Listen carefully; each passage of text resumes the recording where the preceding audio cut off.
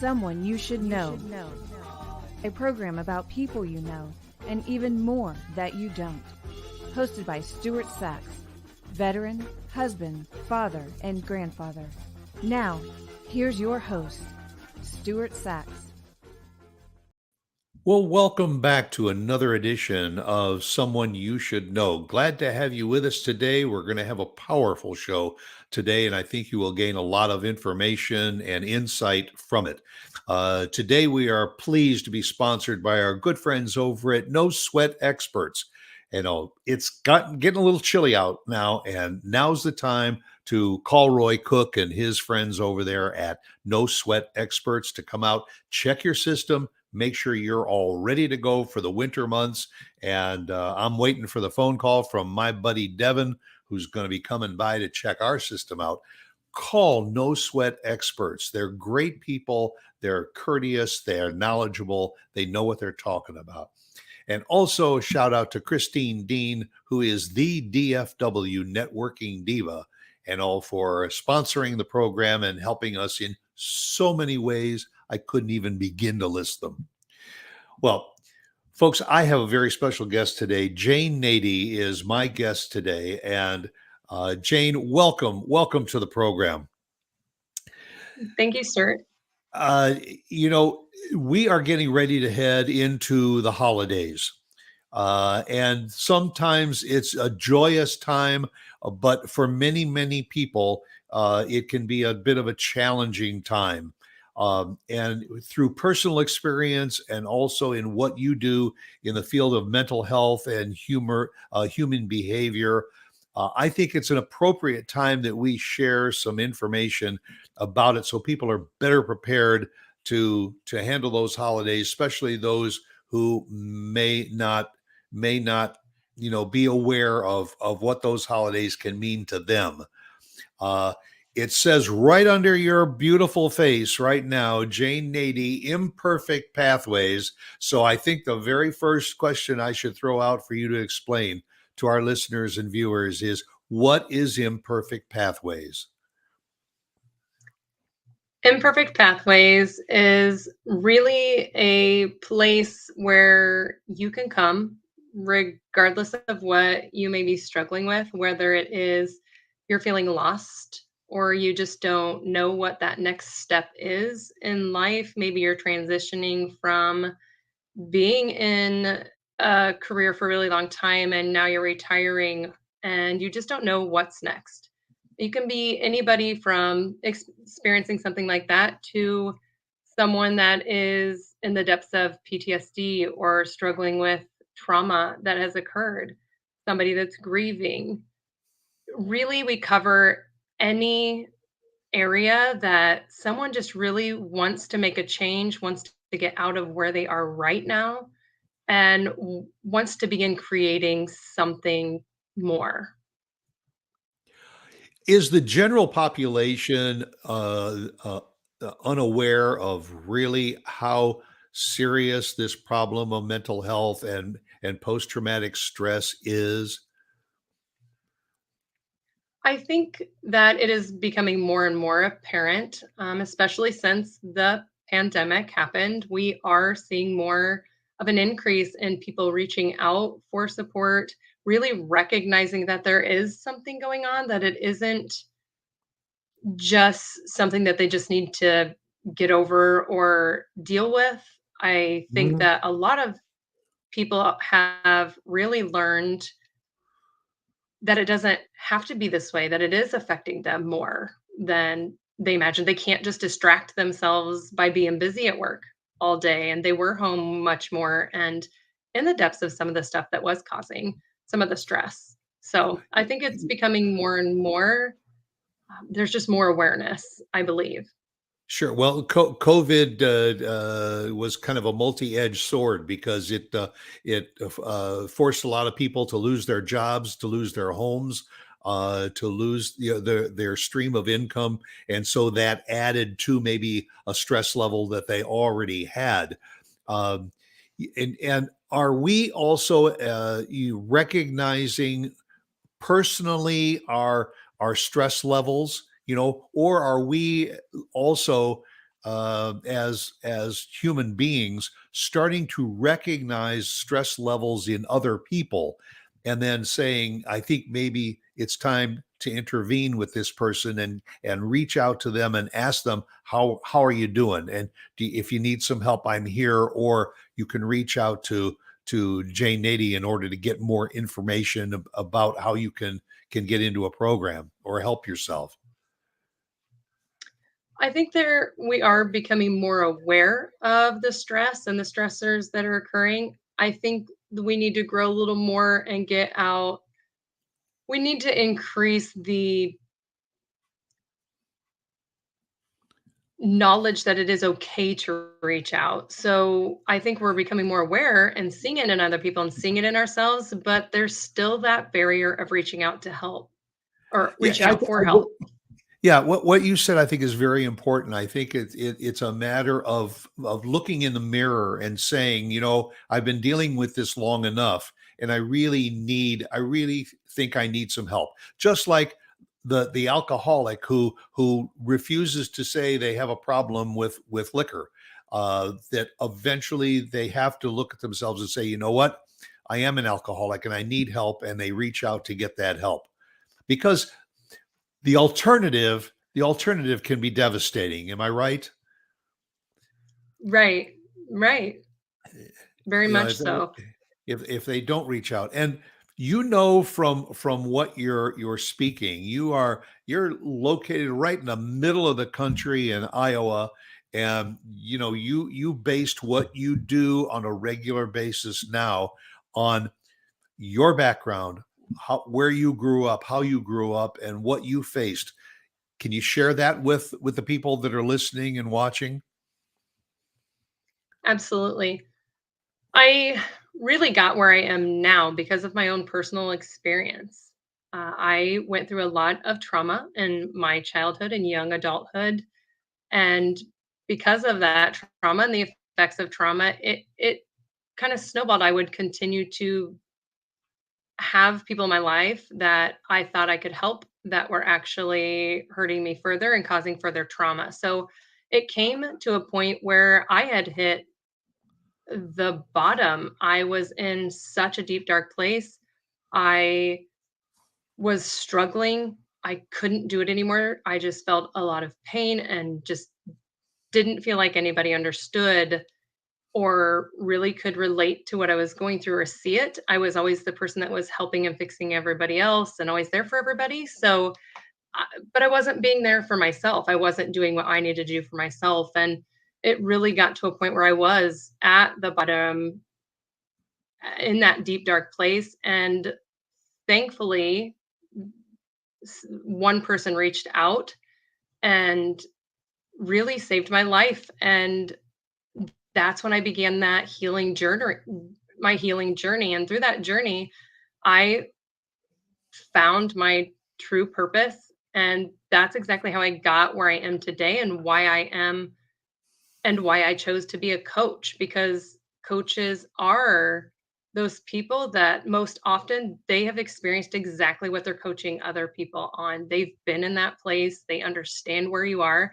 and that's impactful and powerful for people to feel and see that somebody hears them and sees them and understands where they're at and has walked that walk through that healing process and become successful and is a person that people look at and are shocked when they hear my story. They're shocked when they hear I have 8 diagnoses, I'm med resistant, and yet here I am. I'm a woman that owns her own business that is very successful and in what I view as success, because it's all personal preference on what success looks like. But um, yeah, so that's why I became a coach. I was an educator for 10 plus years. My master's is in education.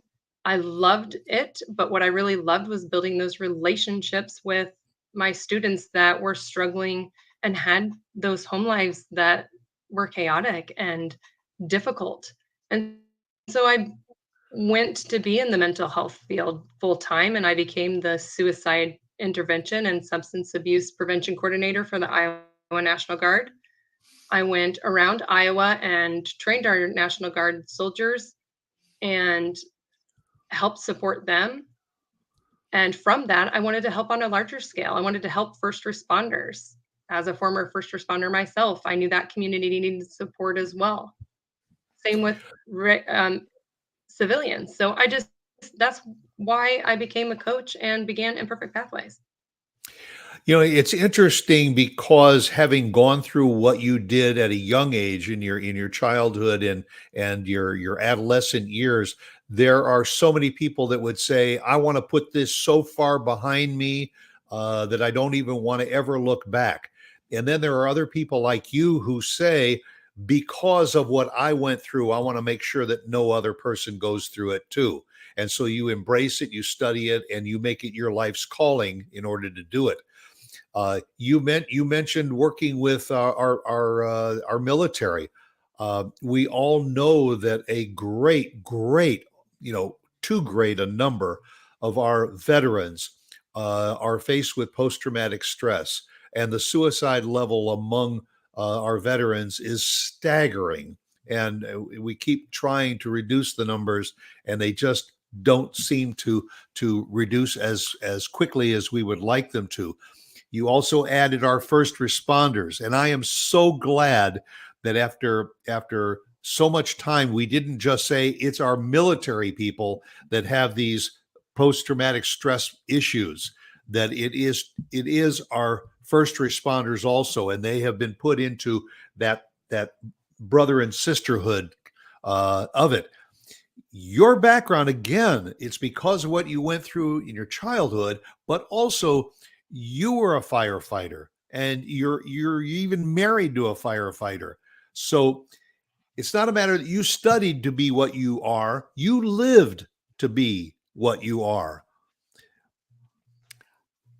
I mean, that I think that right there qualifies you to be able to say to other people, if you want answers, call me, get in touch with me, reach out. We will be scrolling your website on across the screen, and it's very very important that people take the time to visit because you may personally not have issues, but you may know somebody that does, and the more knowledge that you have in order to reach out and help them. I mean, isn't that what it's really all about? Is that see something, say something, that if you see that there's somebody that's struggling in their life and needs a little bit of help, they need to reach out. And having said that, can people, no matter where they're living in this country, can they reach out to Jane Nady to get answers? And all, or are you just qualified to work with people in your local communities and in the state of Iowa? That's a great question. No, I am able to work with people across the United States. I actually have clients from all over. We can either do it via Zoom or the phone. I yeah, anyone across the United States, I'm happy to help. And you did mention that it is about not only recognizing it in yourself, but when you see it in someone else, having the resources and understanding what choices are out there because there's more than people think to choose to get support. And I highly recommend going with multiple different sources and resources to help in the healing journey. That's really what my journey was mainly about, was all the different types of help that I got through that process. It made my healing so much more impactful and long lasting. So really just understanding those resources and having the courage to say something. Just reaching out saying, "Listen, I'm seeing this. Are you really okay? Is there something I can help you with?" It's really about asking that question. How can I or anyone that's watching or listening to this program, what are maybe some of the steps to do to approach someone that you may feel is experiencing, suicidal thoughts or post-traumatic stress? How what's the best approach we can take? If you see some of those warning signs, like the risky behavior or the major change in who they are and what they're doing, withdraw, things like that. If you're noticing those signs, don't be afraid to ask the question. And I actually am a certified trainer for applied suicide intervention training. That's what I trained in the Guard, and I train with departments and other people now. And that's one of the main things I tell every single one of the people that come to one of my trainings. The number one thing to take away from it is ask. Don't be afraid. There's so many myths out there. People think if I mention it, I'm going to put it in their head. Trust me or not, people know what suicide is. They know at young ages. It is not, that is a complete myth. You're not going to put it into their head. The only way to prevent it is to talk about it. It's the only way is to ask, and you need to ask directly. You really do need to say those words. Are you thinking about suicide? Are you thinking about killing yourself? You need to ask them directly, because anything else people can sidestep. When they're asked that, most often people will be very honest because they're in a place where they do want help. They just don't know where to go. It feels hopeless. But if they know that somebody's asking, they ask them directly, they're going to be honest. So really just asking. It's interesting because I think a lot of people feel that, well, I'm not going to ask because I don't want to get involved, except when that person does attempt something on their own life. Then you don't want to be in a position of saying, I should have said something. We've got to all be a little bit more proactive because unfortunately, the as I said earlier, the problem seems to maybe not accelerated, but it certainly has not decelerated over the years. Even with all of the help that the VA is giving and various organizations are giving in order to recognize mental health issues and behavioral issues, it's a long process, and there are more and more people that are falling into that hole, and we've got to do everything that we can to help them out. You mentioned earlier that you're certified in something called ASSIST, which I think is the Applied Suicide Intervention Skills. What kind of training did you have to go through in order to be in that position to help other people? Yeah, the assist program is it's a 2-day training, and it is applied suicide intervention skills training. It really is an interactive training. That's one that you don't just sit there and watch a PowerPoint. That is not what it is. It's highly interactive. We talk about how do you ask the question? What do you do if you do get a yes? Because that is what most people are scared of. It's the yes. We're not scared of a no if we ask that question. We want the no. We're scared of the yes. So what do we do when we get that yes? That's where people get stuck. That's why they are afraid to even ask the question. So we go through that, and it's highly interactive. The assist training is by LivingWorks. And what I had to do to become a trainer was I had to actually go and be trained with their company and go through a long workshop and training. And then I was able to be certified. And then you have to train so many, which I did in the Guard. So I trained so many, and then you're on your own to go and train, and you keep up with that. You have to do so many a year, but and then on top of that, I'm also a certified mental health first aid trainer as well. And I have specialty programs in that. It's a similar thing. You had to be trained to be the trainer. And I offer that for anybody, any adults, to train them on what to do if there is somebody that's struggling with a mental health crisis. I also have specialty programs that are like subcategories of that, specifically for fire and EMS, another one specifically for public safety, and another one for military and veterans. So I offered those trainings, plus I custom build my own because of my background in education. So Multi-talented you are. Because you have those resources, you can customize those to the need.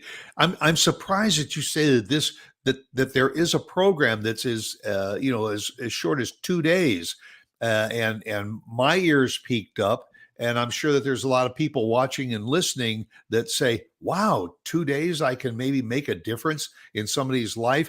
Is this just your program, or is this a program that's available to people nationwide to take advantage of? This is a program that is nationwide. You can look up assist training and by Living Works, and they do have multiple programs. There are trainers all over. I actually travel all over in the United States and train this. It is one of the most highly regarded suicide intervention trainings in the world. It is worldwide. So it is Wow. very well taken advantage. Yeah, and the Guard actually requires and the Army actually as well, requires a certain percentage of each unit to have soldiers trained in this so that they can support each other. And that is what they're doing to decrease the amount of our military members that are struggling and attempting and completing suicide. How active is our Veterans Administration in these kinds of programs?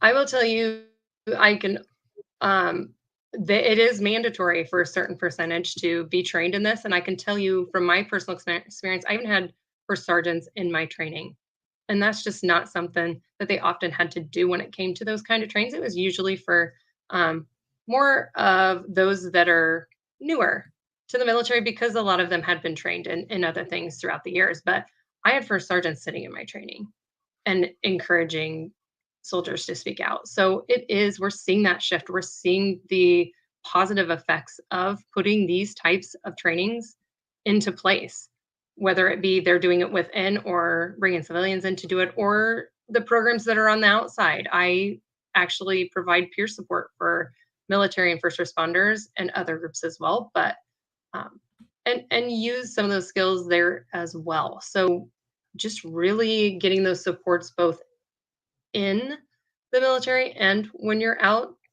as well. I mean, I can't believe that I have been around. I've been a veteran.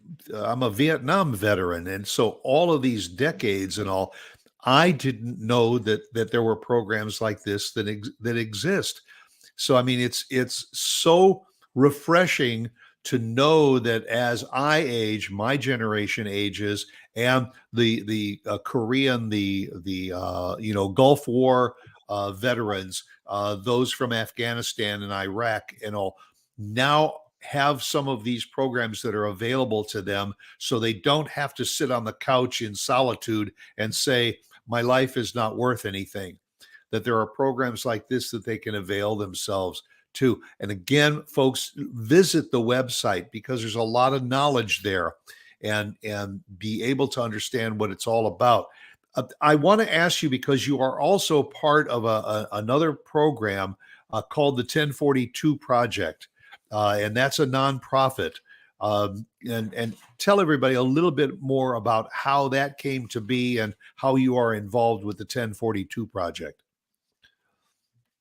Absolutely. The 1042 Project was founded by a former officer here in central Iowa. He had been an officer for many years, but it didn't take very long before he started feeling the effects of the trauma that began to occur as an officer. He was seeing things that, as first responders, we know that there's going to be things that aren't the best to see, but you just really don't know what effect that's going to have on you until it's almost too late. So he had gone to a couple calls and he kept thinking he would fight. He was, he kept just, I can get past this one, just keep going on call. And it began to accumulate.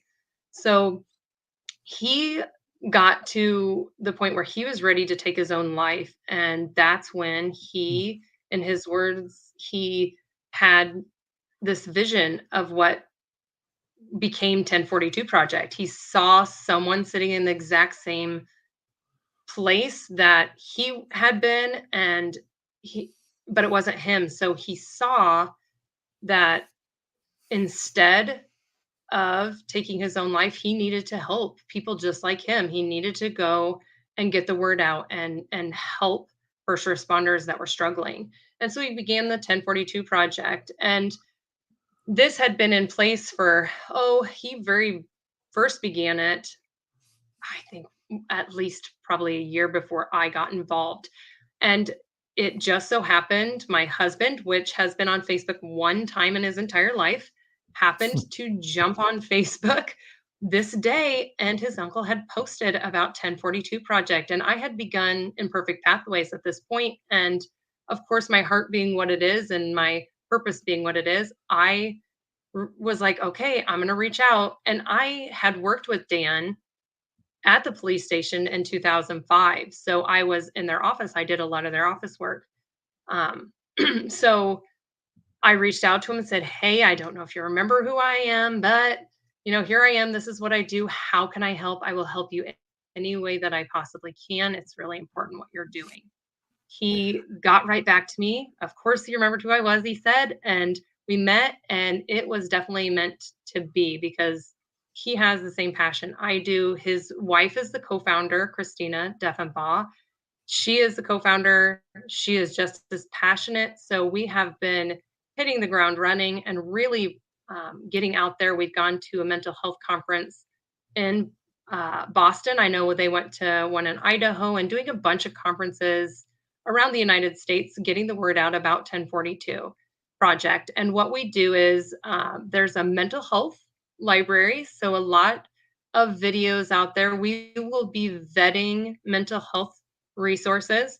We want to go out and find those resources that understand first responders and military service members, that really get it, because there are those barriers and that stigma that exists there. And we're all built in that community. We're built to be the people that respond to the emergencies, those protectors, those people that have, we're the ones that need to be ready at any moment. So we really struggle with that. We're not supposed to have anything wrong with us, that guilt, that shame. So we wanted to break down all those barriers. And with that mental health library, people can go in the privacy of their own home and search out the resources and start to begin to really look into what resources are out there beyond just your therapist or psychiatrist, which are the number one things people first think of because that's what we've known. But there's so much more. There's art therapy, there's coaching, there's horse therapy. There's so many different avenues you can take that help you just begin that step of reaching out. Sometimes the therapist's office can be intimidating and can be kind of a turnoff to people, especially people that are very protected and trained to be a certain strength. So coaching, something like coaching or peer support or those other options are a great stair step into getting into therapy, or a great combination with therapy. So we help to break down those barriers by using that mental health library. On top of that, we do training. So I provide all their mental health services that they do provide, which is we do all the training that I do with Imperfect Pathways. And I facilitate their peer support group, which is free. And we have it twice a month, the second and fourth Tuesday in Des Moines. So any and all military members and first responders are welcome to that. We're getting ready to begin where we're also having a peer support group for family members as well, because that's a whole nother avenue, is our family members and our loved ones that are trying to support us and not really understanding necessarily what we're going through. So offering Uh, that as well. And then other things as well that we offer for first responders and their families. Now, you mentioned the local community, but are some of these available virtually for people around the country that want to get involved in any of those same programs that you're talking about? Yes, that was a great question. It is available. I actually travel all over and train for Imperfect Pathways and 1042 projects. So either way, I travel all over and train any of the mental health trainings. If you have something you're wanting trained and you don't necessarily see it, I can custom build that for you to meet exactly what you need. I can do some trainings via Zoom. And peer support. I travel around and help departments and other organizations train to put on their own peer support group. So I will go out and train them on how to facilitate those and how to build those within their own departments or organizations. You are billed as a master mindset and trauma coach. Define that for the audience, if you would. Absolutely.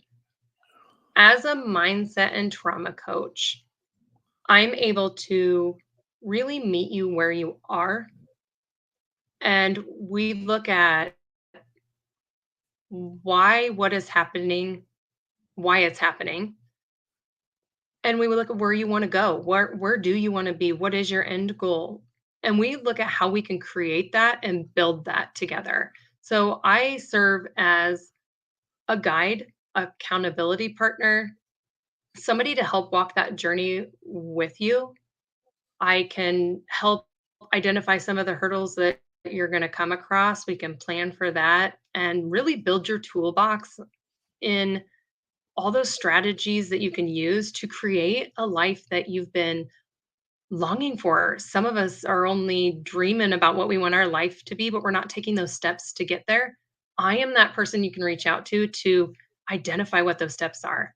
We will Your past will come up in that. We will deal with some of the things you've dealt with in the past, but really what I'm all about is taking where you are right now and getting you to where you want to be. And we work through anything that comes up along the way.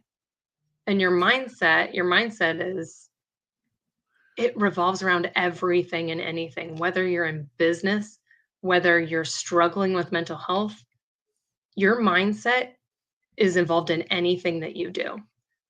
So it's really just about looking at who you are, why you do what you do, and how you can change some of those things to create the life you want. The image that comes into my mind is my grandmother always used to say that there's always a light at the end of the tunnel. And I think that a lot of people that are in these kinds of stress levels find themselves in this dark tunnel looking for the light to get out. And and I think what you're saying is you don't have to be in that tunnel alone, that you can have somebody like yourself in that tunnel to help you find that light, to guide you to that light. Do you find that the some of the people that you have helped over the years have turned around and paid it forward, that they now have gone and to take some of those programs and to assist in other people who are faced with those stress and suicide levels? Absolutely. There are multiple people that come to mind when you say that. I've had soldiers come from the darkest of the dark places and now are serving as that person that you can reach out to within their own units and beyond, even out into their civilian lives as well. I've had clients that are just regular civilian clients that have also accompanied me to speak to other people about their journey or came to peer support groups to be another peer that helps lead them through that. So if they that is the best part about coaching is you're not only it's kind of a great marriage between therapy and peer support. It's that person that Yeah. really is the combination of both. Yeah, I mean, and that's so valuable because as a veteran, I have often found that when I go to veteran organization meetings, that nobody can open up to a veteran like a veteran. And so, if there's somebody that has been down a tough path and has found a way out, to share that information with somebody else who is reaching out has got to be a win-win situation for both of them. Absolutely, and I hear that often from all of my peer support groups. That is the number one thing I found the most value in my journey. It was the most impactful to have somebody that really understands where I come from, because when you're in that dark place, that dark tunnel, you feel alone. No matter how much people say, I understand you don't unless somebody can say, listen, Yeah. here's what I've been through. I know exactly what you're talking about. And that's exactly why we have these peer support groups. I have a peer support group for trafficking survivors, military veterans, and first responders, just so many different groups. And every single person that's left those has come out saying the exact same thing. It's so impactful to have somebody that understands. You mentioned you were a firefighter.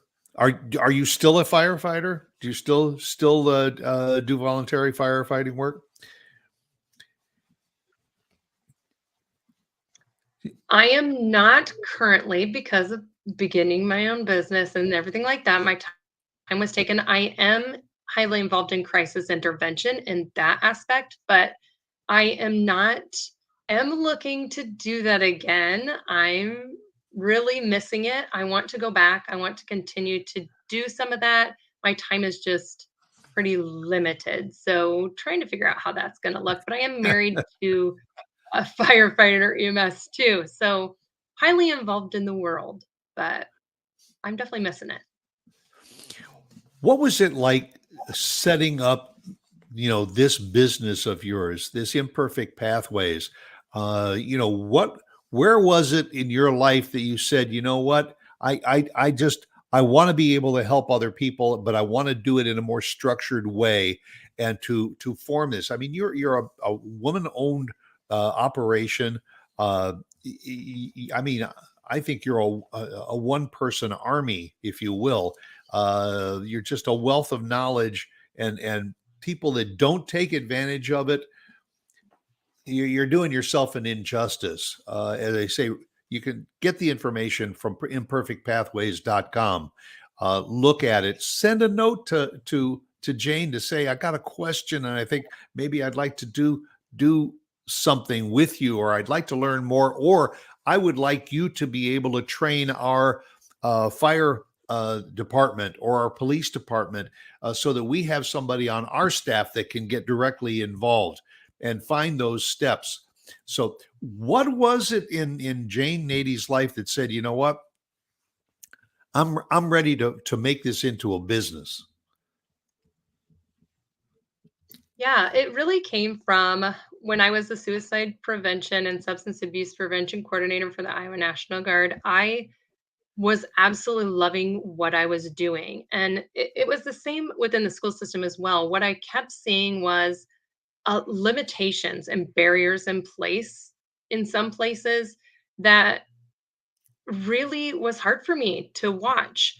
So I really wanted to go out and create this business where I was able to help anyone and everyone at any point in time. My phone is always on. My clients are able to reach me anytime, day or night. They have access to me between appointments. And that's on purpose. I wanted to be able to have people reach out and when they're struggling or when something comes up and just be able to say, hey, this is going on. I don't know what to do. If I'm not the resource, and trust me, I'm very honest about that. If I'm not the resource for you right in that moment, I will get you to the resource you need. I will find whoever it is that you're Outstanding. looking for or what you're looking for and help connect you. I will even help you in that process of making those calls. So really it was about helping more people and helping them without the restriction because unfortunately within the military, if you get support within that military system, they have access to all of that as well. So that puts up this barrier to people. So I wanted more I'd find when I would go to help soldiers find resources when they were struggling, you couldn't find very many resources in the public, especially in Iowa, that were military informed. They may not be in the military, but at least have knowledge and experience with military members. It's very difficult to find. Same with first responders. So I wanted to provide that out in the community, this resource that had no ties to anything, a safe place that really understood. And so I began Imperfect Pathways. And I also think it's safe to say, that if you have questions or issues like this, Yeah, somebody, a doctor or whatever, can say, "Well, here's a pamphlet for you to read," or "I suggest that you read this book, or you go to this website." I don't think, and I think you can back me up, there is no other better substitute, or there is no substitute for a one-on-one with a somebody who takes a caring for you, that wants to be a part of your life, wants to be a part of your solution. I was in going over some of the Very notes true. about in some of the notes. I noticed there was something that said that you work in prevention, intervention, and postvention, and I said postvention. I never heard that. What is postvention?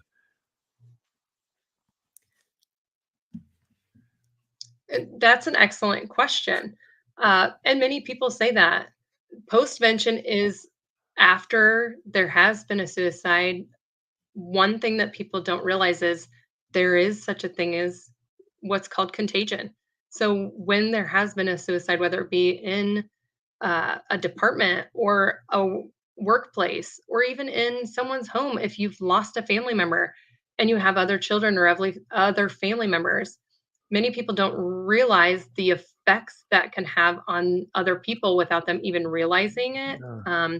There are a lot of people that are struggling without anybody knowing anything about it. So when you lose someone, speaking from experience, I've lost a couple loved ones as well. There is You really do need to put into place have somebody come in and speak to those that directly are affected. We can never actually know how many people are affected by it because, for example, a student, we don't know if a person that passes them in the hallway is affected even though they weren't best friends with them. So we'll never know the full impact, but it is very important to come in and have things like postvention, which really talks about coping with what happened, talking about it, giving resources for grief, and really learning about those warning signs in those around us as well after we've lost somebody that we love. So I do provide that as well. Yeah, and I mean, obviously, the best solution for a situation like that is to intervene ahead of the occurrence rather than afterwards. And that's what I said earlier about the see something, say something. There are signs, there are signals. You can find a lot of them by going to Jane's website, Imperfect Pathways. Visit the website. If you're satisfied with what you get from the website, fine, adopt it, embrace it. If there are questions, reach out to Jane and say, you know what, I think I need a one-on-one with you to talk about this more. Or if you're the chief of police or chief of a fire department, and say, you know what, we need this program in our city. Again, I think that you have the programs that will allow these people to institute programs that will be proactive and help their departments. I highly encourage, especially chiefs of departments and those that are in charge of making those decisions. I highly encourage you to reach out. We are seeing the effects of those programs being put into place, and prevention is the key. We need to Right. begin to train our first responders and train our military service members in the very beginning, in the academy, at boot camp. We should be doing more of this mental health training than is being provided.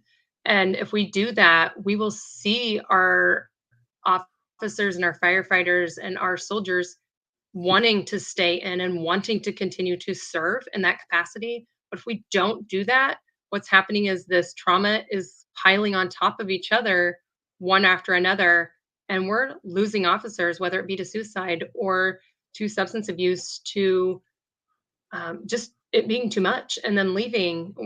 When we travel across the United States and we do these trainings and conferences, I often hear officers and firefighters saying, "I don't want my children to go into what I'm doing. I don't want them to. It's not what I want for them right now." And that's going to affect us completely as a society if we're not starting to prevent this. And preparing them and training them in things like resiliency, which I also offer, but just any of those prevention pieces that we can to just equip them the best we can and providing all those resources so that if they do start to struggle, they know it's okay to reach out. They do so and they get to heal faster and are able to continue to help the rest of our community. So, I think you're right. I think every organization really should have a suicide prevention officer or so on their staff that is trained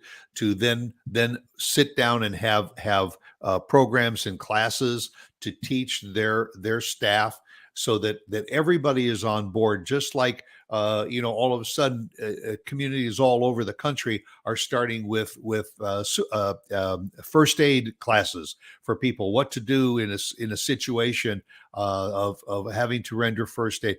Your programs are phenomenal, Jane, and you have lived the life.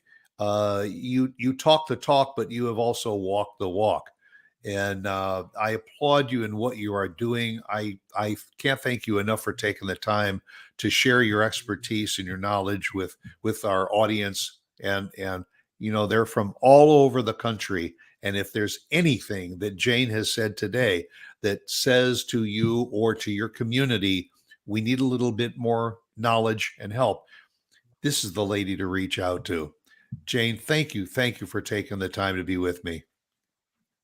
absolutely. Thank you so much. Well, I leave my show by saying be yourself because everyone else is already taken. And I am true to that statement. And I thank you again for tuning in to Someone You Should Know. Thanks again to Jane Nady for being my very, very special guest. All the very best to you in the future with your programs, Jane. Thank you. And that'll do it for another edition of Someone You Should Know. Hope you'll be right here again next Wednesday at 10 a.m. for another edition of Someone You Should Know. Go out and make it a good day.